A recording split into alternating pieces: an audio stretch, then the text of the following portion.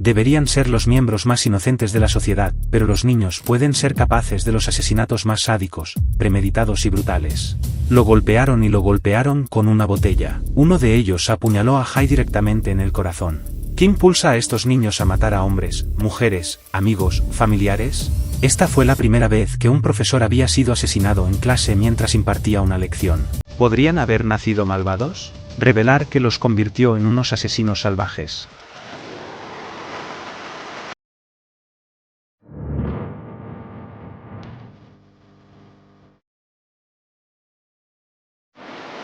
El 24 de octubre de 2010, el cuerpo de la adolescente Rebecca Alward fue encontrado tirado en un bosque en el sur de Gales. Había sufrido violentos y repetidos golpes en la cabeza.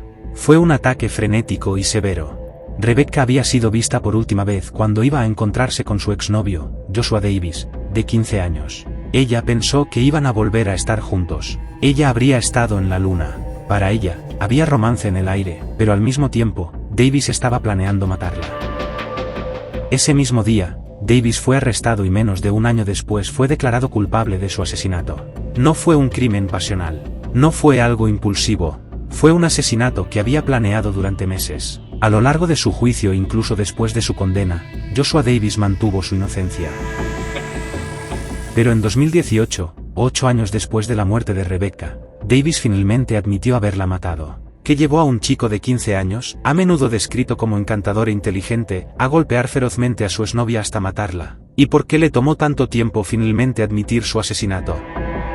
Rebecca Alward nació el 28 de febrero de 1995 y vivió en Maesteg, Gales del Sur. Cuando era adolescente, asistió a la escuela católica Bishop Macra, donde conoció a uno de sus mejores amigos, Irving Smith. Rebecca era una chica preciosa. Lo tenía todo. Era amable. Era una hermana mayor encantadora. Era inteligente. Era divertida. Era una persona muy alegre. Siempre se reía de todo. Tenía mucha energía. Medía 1,65 m, era pequeña, muy atractiva, una chica maravillosa. La ambición número 1 de Rebecca era ser abogada. Rebecca, o Becky como la conocían, era increíblemente cercana a su madre Sonia y a sus hermanos menores, Jessica y Jack. Obviamente, Becky era la persona a la que los otros dos admiraban. Era una especie de gran modelo a seguir. Los padres de Rebecca estaban divorciados, así que solo vivían Sonia y los 3 niños en su casa, a la que literalmente acababan de mudarse. Y como muchas adolescentes, Rebecca se estaba enamorando. Rebecca y Josh, pero en la escuela secundaria, él se llevaba muy bien con la familia, así que solía estar allí mucho. La familia de Rebecca realmente lo quería mucho. Él era casi parte de su familia y lo recibieron con los brazos abiertos. Era ese tipo de chico, era ingenioso, era muy divertido estar con él. Siempre estaba cerca. Ya sabes, lo conocían desde hacía mucho tiempo. Sin embargo, la relación de Becker y Joshua Davis no siempre fue tranquila. Tuvieron una relación intermitente. Muchas veces rompieron, pero otras veces estuvieron juntos. Ella peleaba con él, y esto puede haber sido una de las cosas que lo atrajo de ella, el hecho de que ella lo aceptara. Ella tenía la inteligencia para hacerlo, y que él estaba acostumbrado a tener un pequeño círculo de personas a su alrededor que lo adoraban, lo admiraban y estaban pendientes de cada una de sus palabras. Y ella no era así. Sabemos que Rebecca estaba apoyando a su madre durante su divorcio y que tenía una relación bastante negativa con su padre, y puede que esa haya sido la razón por la que Rebecca estaba tan ansiosa por recibir el cariño y el apoyo de Joshua. El 23 de octubre de 2010, la brillante y concienzuda colegiala desapareció. Era muy inusual que Rebecca no estuviera en contacto con su madre. Era una chica responsable. Siempre se mantenía en contacto con su madre, siempre le hacía saber dónde estaba. En el momento de su desaparición, Rebecca y Joshua Davis estaban separados de nuevo. Pero ella había ido a verlo ese día. Pensó que volverían a estar juntos. No tengo ninguna duda al respecto. Ella habría estado en la luna. Era una joven que estaba realmente enamorada. Desafortunadamente, en la mente del señor Davis había algo considerablemente más siniestro. A la mañana siguiente, la policía descubrió su cuerpo sin vida en un bosque abandonado. Joshua Davis fue arrestado bajo sospecha de asesinato.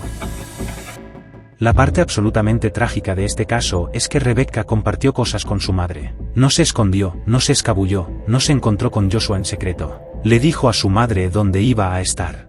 Sonia aún no pudo protegerla de Joshua Davis. Lo que la investigación posterior reveló sería impactante. Había atraído a Rebecca a una trampa violenta y mortal. Es imposible imaginar que su hija fue asesinada, brutalmente asesinada.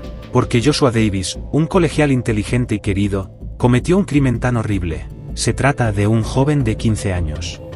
¿Dónde salió mal? El 24 de octubre de 2010, Rebecca Alward, de 15 años, fue encontrada muerta a golpes. El novio intermitente de Rebecca, Joshua Davis, que también tenía 15 años, fue arrestado por su asesinato. Pero, ¿por qué este colegial inteligente y popular querría cometer un asesinato? No se trata de un criminal profesional al final de su carrera. Davis creció en un pequeño pueblo de Aberkenfig, un niño de buen comportamiento. Era el mayor de 3 hermanos y tenía una relación cariñosa con sus padres. Irving Smith iba a la escuela con Joshua Davis y conocía a su familia. Joshua Davis provenía de una familia normal y bien establecida. Su padre había sido parte de la comunidad durante años y tenía 2 hermanos menores que lo admiraban. De niño, Joshua fue el estudiante modelo, nunca se metió en problemas con la ley ni en la escuela. Era querido y respetado, y se destacaba académica y socialmente. Joshua era muy popular en la escuela, especialmente cuando comenzó el año 11, cuando muchos de sus compañeros lo consideraban el líder del grupo. Era fuerte, atlético e inteligente, lo que lo hacía un líder natural. Todos los sábados, Joshua y sus amigos se reunían para desayunar en un café local antes de ir a entrenar rugby. Esta rutina era una parte constante de sus vidas, y Joshua asumía de manera natural el papel de macho alfa del grupo. Su liderazgo se reflejaba en varios aspectos de su vida, era excelente en los deportes, destacaba académicamente y era admirado por las chicas. Muchos de sus compañeros lo veían como una figura confiada y carismática, aunque no todos compartían esta opinión. Algunos encontraban su actitud arrogante y desagradable, mientras que otros lo admiraban. La confianza de Joshua en sí mismo y en su posición dentro del grupo a menudo lo hacía parecer como si pensara que era mejor que los demás. En casa, Joshua también era puesto en un pedestal. Sus hermanos menores lo veían como un modelo a seguir, y Joshua parecía disfrutar de la atención y el control que tenía sobre quienes lo rodeaban. Su necesidad de control se extendía a su relación con Rebecca Alward, con quien mantenía una relación intermitente. En apariencia, eran una pareja típica de adolescentes. Sin embargo, pronto quedó claro que el comportamiento de Joshua hacia Rebecca era preocupante. Era obsesivamente controlador, llegando incluso a exigir acceso a sus diarios personales, los cuales ella tenía que esconder de él. A menudo la hacía mentir sobre cosas, incluyendo un rumor de embarazo que él había iniciado sobre ella, obligándola a hacer creer que era cierto cuando no lo era. Sus acciones no solo eran manipulativas, sino que también mostraban signos claros de abuso emocional. Este comportamiento controlador no era raro en las relaciones adolescentes. Los jóvenes a menudo carecen de la experiencia de vida para entender lo que constituye un comportamiento saludable en las relaciones, y pueden interpretar erróneamente las acciones controladoras como señales de amor o afecto. La obsesión de Joshua con su propio estatus y su necesidad de saber lo que los demás pensaban de él, especialmente Rebecca, revelaban una faceta narcisista en su personalidad. Aunque no tenía la edad suficiente para ser diagnosticado con trastorno de personalidad narcisista, mostraba muchos rasgos asociados con él. Pensaba que era superior a los demás, ponía sus propias necesidades por encima de las de los demás y buscaba validación constante.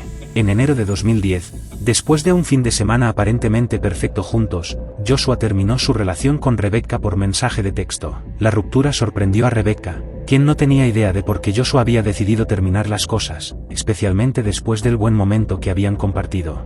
Joshua más tarde describió ese fin de semana como el mejor que había tenido, lleno de risas, bromas e incluso pintándose las uñas con Rebecca. Parecía como si él hubiera construido emocionalmente a Rebecca solo para derribarla al terminar la relación. Este comportamiento se conoce como el efecto de empujar-tirar, donde alguien crea momentos emocionales intensos para hacer que la persona se sienta más apegada, solo para luego alejarla. La intención de Joshua parecía ser hacer que Rebecca sufriera, pero sucedió lo contrario. En lugar de derrumbarse, Rebecca se hizo más fuerte a medida que pasaban los meses y siguió adelante con su vida. A pesar de esto, Joshua siguió intentando ejercer control sobre ella. Hizo comentarios en la escuela, tratando de socavar las nuevas relaciones de Rebecca, incluso afirmando que su madre lo amaba más que a nadie y que no debería salir con nadie más. Cuando Rebecca comenzó a salir con otro chico, también llamado Josh, los celos y el antagonismo de Joshua hacia ella aumentaron. Parecía incapaz de aceptar que Rebecca había seguido adelante, lo que lo hizo enfadarse cada vez más y estar decidido a mantener el control sobre ella, incluso después de que su relación había terminado. El deseo de Joshua de ser la figura dominante en la vida de Rebecca continuó manifestándose en conductas tóxicas y controladoras, lo que reflejaba su negativa a renunciar al poder que una vez tuvo sobre ella. Después de la ruptura definitiva de Rebecca y Joshua Davis, su comportamiento se volvió cada vez más hostil. Comenzó a amenazarla con violencia, diciendo que la mataría o arruinaría su vida. Como líder de su grupo de amigos, Joshua tenía el poder de aislar a Rebecca, a menudo haciendo que el grupo dejara de hablarle, dejándola sin amigos. Esta era una táctica narcisista para mantener el control y el poder sobre ella, al mismo tiempo que la degradaba y la alejaba. 9 meses después de la ruptura, Joshua contactó inesperadamente a Rebecca para pedirle que se reunieran. Ella estaba emocionalmente conflictiva, emocionada, nerviosa y aún albergaba fuertes sentimientos por él. A pesar de sus conflictos pasados, parecían estar a punto de volver a estar juntos. Rebecca, con la esperanza de impresionarlo, fue a comprar ropa nueva. El plan era que se encontrara con Joshua en Aberkenfield después de que su tía Linda la dejara allí. Sin embargo, Joshua la llevó a una búsqueda inútil, enviándola a diferentes lugares por mensaje de texto, lo que la hizo sentir ansiosa y vulnerable mientras deambulaba por la zona. A medida que las instrucciones de Joshua se volvían más confusas, Rebecca llamó a su madre, Sonia, quien sintió que algo andaba mal y la instó a regresar a casa. Pero Rebecca le dijo a su madre que finalmente había visto a Joshua, y terminaron su conversación con sus últimas palabras: adiós, mamá, te amo. Sin que Rebecca lo supiera, Joshua no quería volver con ella, planeaba matarla. Primero intentó estrangularla, pero cuando eso falló, tomó una piedra pesada y le aplastó la cabeza con ella. El estrangulamiento es una forma íntima de asesinato, y el intento inicial de Joshua podría haber sido una expresión de control. Cuando eso falló, recurrió a la piedra. Joshua fue arrestado poco después de que se encontrara el cuerpo de Rebecca, pero, sorprendentemente, no era el único sospechoso. Uno de los mejores amigos de Davis, otro chico del café, también fue detenido. La policía se enfrentó al dilema de que solo había 2 personas en la escena y cada uno se culpaba mutuamente. Davie dijo que, si tú dices que yo lo hice, yo digo que tú lo hiciste. Y lo que la policía tenía que hacer era asegurarse de que tenían a la persona correcta. El 24 de octubre de 2010, Joshua Davis, de 15 años, fue arrestado bajo sospecha del asesinato de Rebecca Alward. Al principio, la policía no había podido encontrar a Rebecca cuando se denunció su desaparición, pero luego recibieron información importante de uno de los amigos de Davis que pasaba el rato con él en el café local. La razón por la que la policía había encontrado el cuerpo de Becky era porque habían recibido una llamada telefónica de uno de los chicos que había estado en el café el día anterior. Estaba cada vez más preocupado por si Josh había matado a Becky. Entonces le contó a su padre lo que creía que había sucedido. Con Davis bajo custodia, la policía comenzó a buscar posibles motivos del asesinato. Para obtener más información sobre la relación de Rebecca y Joshua, la policía entrevistó a sus amigos y se sorprendieron por lo que descubrieron. Claramente había algún tipo de campaña de odio en marcha. Las redes sociales en ese momento estaban cobrando importancia y eran un factor importante de acoso cibernético y ese tipo de cosas. Sin duda fue un momento muy desagradable para Becky en la escuela. Joshua era, en su propio mundo, el líder de la escuela y no parecía tener demasiados problemas para conseguir que otras personas lo respaldaran y se unieran a esta campaña de odio contra Becky. Cuando vemos a Joshua Davis, nos parece chocante en retrospectiva ver cómo controlaba a la gente cuando decía cosas tan horribles, pero tenemos que recordar lo que todo el mundo decía de él. Sí, era arrogante, pero la gente decía que era encantador, adorable, simpático. A la gente le gustaba Joshua. Era una persona agradable. A medida que avanzaba la investigación, la policía pronto descubrió que el odio de Davis hacia Becky no se limitaba solo a Internet.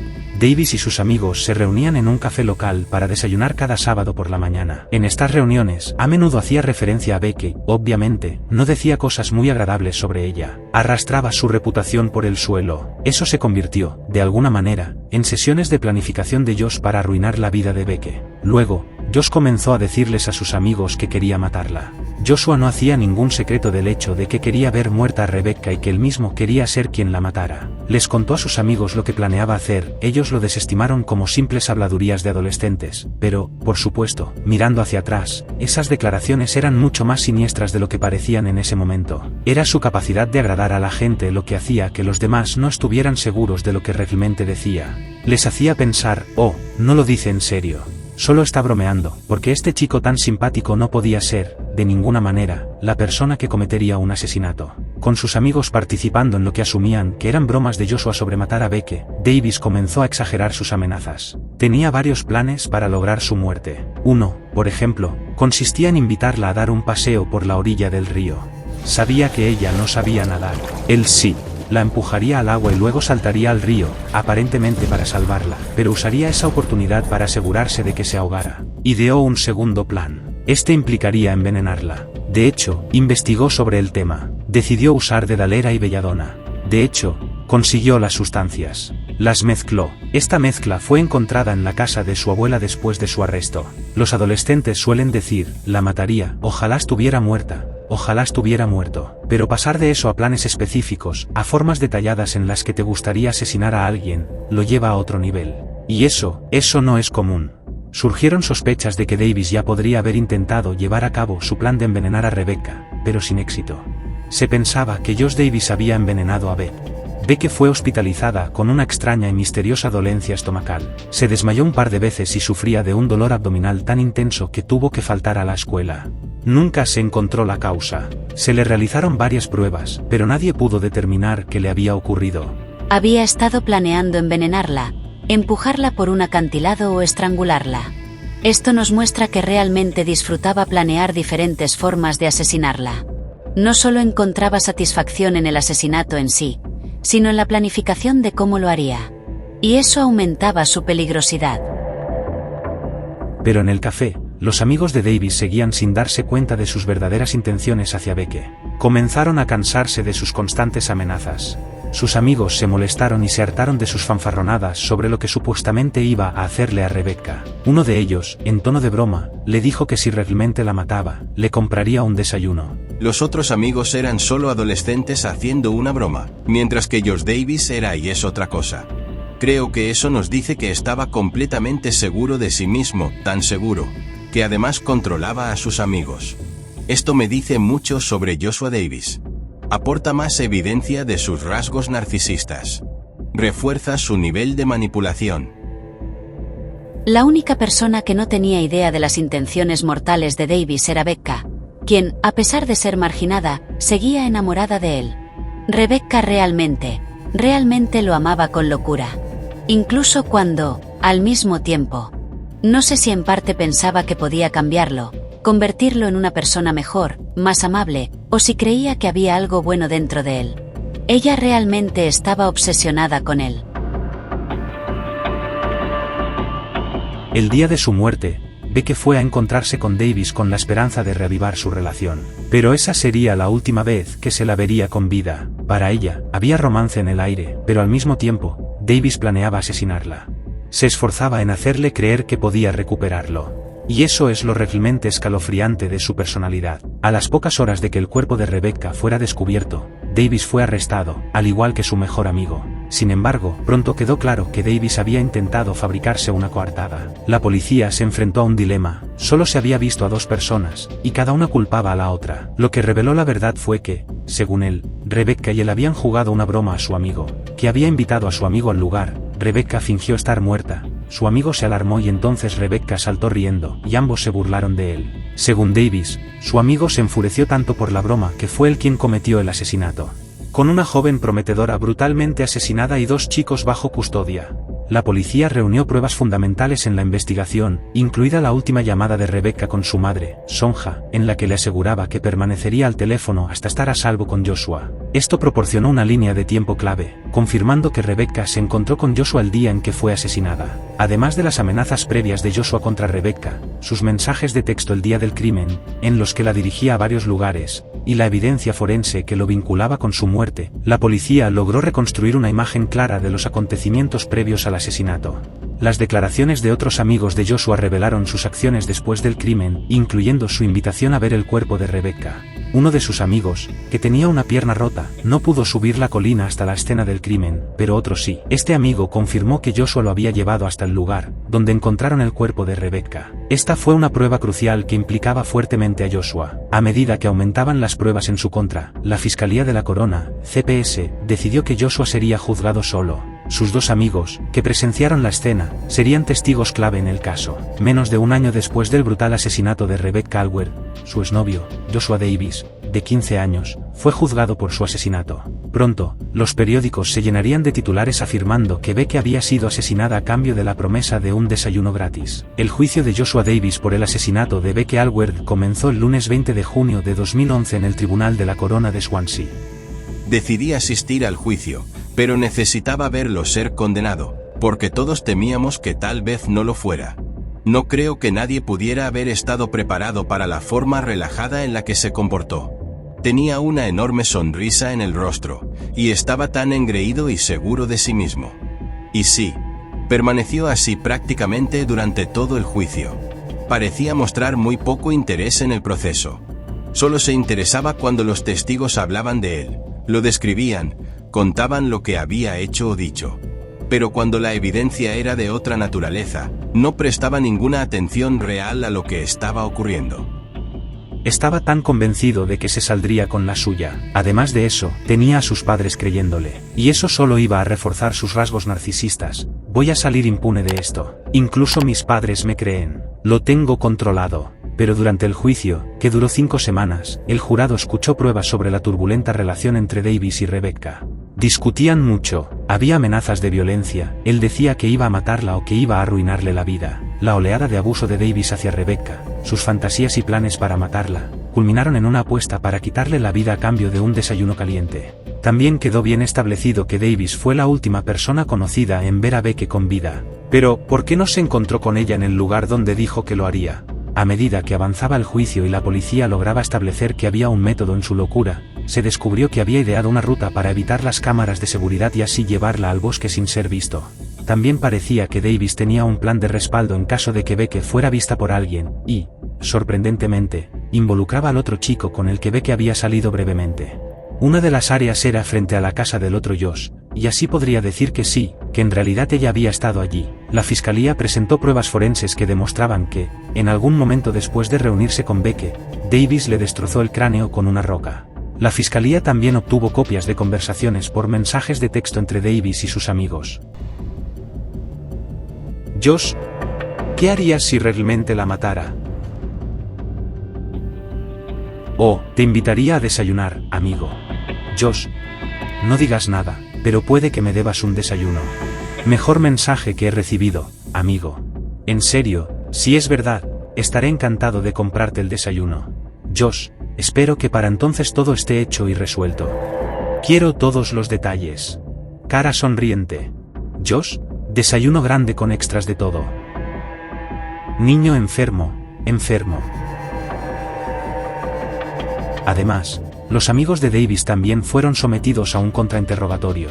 Su relato de los acontecimientos inmediatamente después del asesinato de Rebecca no solo fue estremecedor, sino también condenatorio. No siente remordimiento por lo que acaba de hacer. Se está regodeando en el hecho de que acaba de quitarle la vida a alguien. Y en un chico de 15 años, eso es realmente impactante. A pesar de todas las pruebas en su contra, Joshua Davis siguió proclamando su inocencia. La presencia de su amigo en la escena se convirtió en un elemento clave para su defensa, y durante todo el juicio, sostuvo que había sido ese amigo quien había cometido el asesinato. De hecho, Joshua Davis intentó implicarlo llevándolo al lugar del crimen. Le dijo, ¿quieres tocar la capucha? Lo que, de haberlo hecho, podría haber dejado pruebas forenses en Rebecca. Sin embargo, los chicos a los que Davis había llevado a la escena en lugar de encubrirlo testificaron en su contra. Y el plan de Joshua Davis de culpar a su amigo fracasó. Obviamente, creía que guardarían su secreto. Así que cuando informaron a la policía y testificaron contra él, esto debió enfurecerlo enormemente. Los ex amigos de Davis también pudieron contar al tribunal lo que sucedió la noche de la muerte de Rebecca, la misma noche en que desapareció. Joshua y uno de sus amigos fueron a la casa de su abuela. Se cambió de ropa. Luego se sentaron a ver una película muy violenta, de la cual también hicieron una publicación en Facebook como actualización de estado. Imagino que fue un intento de hacer que todo pareciera normal. Es realmente preocupante que, después del asesinato, Joshua Davis y sus amigos pudieran actuar como si nada hubiera sucedido. ¿Estaban aterrorizados sus amigos? ¿Tenían miedo de lo que él podría hacer? ¿O aún no creían en la absoluta atrocidad de lo ocurrido? Y eso se evidencia en el hecho de que uno de ellos fue a su casa más tarde y se lo contó a sus padres. Esa misma noche, Davis recibió una llamada de la madre de Rebecca, quien ya estaba cada vez más preocupada por su paradero. Él fingió que no había visto a Rebecca. Le envió mensajes de texto preguntándole dónde estaba, diciendo que la gente estaba preocupada por ella. En un intento adicional por reforzar su coartada, Davis publicó otra actualización en redes sociales. Al expresar simpatía hacia Sonia en Facebook, Joshua está demostrando que sigue intentando desviar la sospecha de sí mismo. Y también sigue disfrutándolo. Disfrutó la preparación. Pareció disfrutar el acto en sí. Disfrutó las consecuencias, alardear ante sus amigos, y ahora está expresando públicamente simpatía por Sonia, sabiendo lo que ha hecho. Está jugando con Sonia. Este es un individuo extremadamente cruel, manipulador y calculador. Y supongo que lo que todos deberíamos preguntarnos es, este es un chico de 15 años que, técnicamente, tenía toda una vida por delante, ¿verdad? Pero está actuando de una manera tan fría y despiadada. Tal vez deberíamos preguntarnos, ¿dónde salió todo mal? Al final del juicio, que duró 5 semanas, en su resumen final, el juez describió a Davis como una persona manipuladora, calculadora y controladora, que no había mostrado ningún remordimiento. Después de 4 días de deliberación, el jurado dictó un veredicto de culpabilidad. Cuando se anunció el veredicto de culpable, hubo mucha emoción en la sala, tanto por parte de la familia de Rebecca como de la familia de Davis. Lo que no hubo fue ninguna emoción por parte de Davis. Joshua Davis fue condenado a cadena perpetua con un mínimo de 14 años de prisión. Pero incluso después de su condena, aún no estaba claro por qué asesinó a Rebecca. Durante 8 años, Joshua Davis siguió negando cualquier culpabilidad y mantuvo que había sido su amigo quien mató a Rebecca. No solo fue el hecho de haber asesinado a Becky, sino el haber negado rotundamente su participación en el crimen, lo que solo añadió más dolor a un sufrimiento ya insoportable. Pero en octubre de 2018, sin ceremonia ni advertencia, Joshua Davis finalmente confesó. Confesó a los oficiales de la prisión que, en efecto, había sido él. No puedo imaginar el trauma que esto debió causar en Sonia y el resto de la familia. Es casi como si tuvieran que revivirlo todo nuevamente. Pero, ¿fue realmente un acto de remordimiento o simplemente otra jugada calculada? No hay manera de que su confesión no sea un intento de obtener alguna reducción o beneficio en su condena. Básicamente, está buscando una forma de ayudarse a sí mismo. Espero que los profesionales hayan tomado en cuenta el trauma causado por 8 años de negación, para ahora admitir lo que siempre supimos que hizo. Aún se niega a decir por qué mató a Rebecca. Eso es una muestra de que sigue queriendo tener el control. Se está negando a darle a la familia esa información. Aún está por decidirse cuándo o si Davis será liberado de prisión. Pero, ¿habría habido alguna forma de evitar que cometiera el brutal y malicioso asesinato de Rebecca Alward? Lo que ocurre con los niños que matan es que, en su mayoría, provienen de experiencias infantiles adversas. Joshua Davis provenía de una familia amorosa. No parece haber nada en su pasado que explique su comportamiento. Sin embargo, lo que a menudo vemos en personas con rasgos narcisistas es que también presentan elementos de un trastorno de personalidad antisocial. Y con su personalidad controladora, no creo que nada lo hubiera detenido. Creo que, de cualquier forma, habría asesinado a Rebecca. Si estuviera viva hoy, estaría persiguiendo su sueño, sin duda. Se habría convertido en abogada. Sí, en este caso, ve que habría logrado todo lo que se propuso. Solo piensas en esta hermosa chica, y te rompe el corazón.